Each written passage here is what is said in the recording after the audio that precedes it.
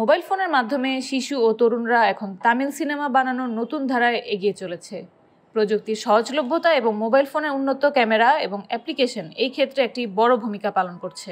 তরুণদের মোবাইল ফোনের মাধ্যমে মুভি বানানোর এই প্রবণতা প্রযুক্তির সহজলভ্যতার কারণে বাড়ছে, যা তাদের সৃজনশীলতাকে উন্মুক্ত করার সুযোগ দিচ্ছে। ডান্স করা ভুল যা বেটা, ये तेरा आखिरी डांस था साले। মোবাইল ফোনের ক্যামেরা প্রযুক্তি এখন এতই উন্নত যে সিনেমাটিক ভিজুয়াল তৈরি করা সম্ভব হয়েছে।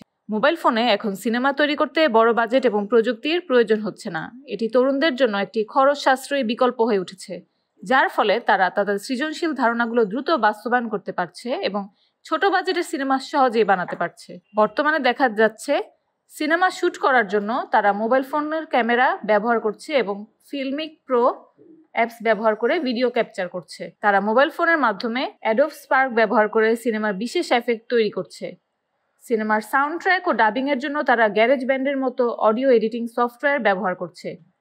এসব প্রযুক্তি মোবাইল ফোনের মাধ্যমে চলচ্চিত্র নির্মাণের ক্ষেত্রটি সহজ ও দ্রুতগতিতে উন্নত করেছে এবং এখন মোবাইল ফোন ব্যবহার করে যে কেউ একটি পূর্ণাঙ্গ তামিল সিনেমা নির্মাণ করতে সক্ষম হচ্ছে।